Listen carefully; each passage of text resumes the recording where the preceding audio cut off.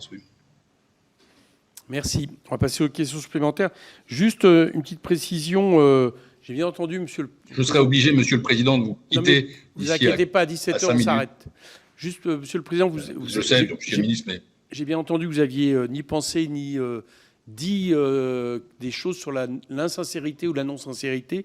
Oui. Par contre, votre rapport, page 139, parle d'insincérité. Enfin, en tout cas, je s'interroge sur la sincérité à propos de la question des reports de crédit. Et page 75 sur la contribution sur la rente inframarginale. Voilà.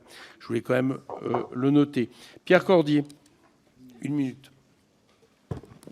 Merci, Monsieur le Président.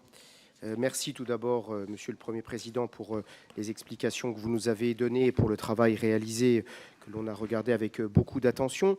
On a remarqué, Monsieur le Premier Président, ces derniers temps que le gouvernement pointait énormément du doigt les collectivités territoriales et qu'elle allait leur demander dans les prochaines semaines et les prochains mois un effort significatif à hauteur, paraît-il, de 2,5 milliards d'euros. Mais j'allais dire, Monsieur le Premier Président, heureusement que les collectivités territoriales ne gèrent pas leur budget comme l'État le fait. Et quelque part, le plaidoyer dans vos documents sur la médiocrité de la politique budgétaire du gouvernement me rappelle les leçons que le groupe Les Républicains, depuis 2017, a reçues de M. Le Maire et de ses différents ministres du budget sur les LR. Vous êtes des inconscients, vous voulez toujours de la dépense supplémentaire sans faire d'économie, etc.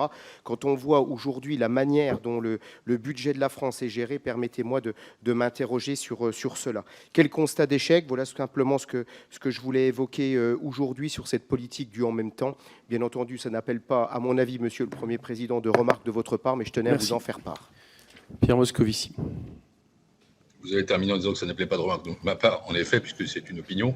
Simplement, je vous donne rendez-vous fin juin, quand nous ferons notre propre revue de dépenses sur le financement des collectivités territoriales. Et par ailleurs, je participe ès-qualité de président de la Cour des comptes au Conseil des finances publiques locales, qui, j'espère, parviendra à faire un travail utile et consensuel.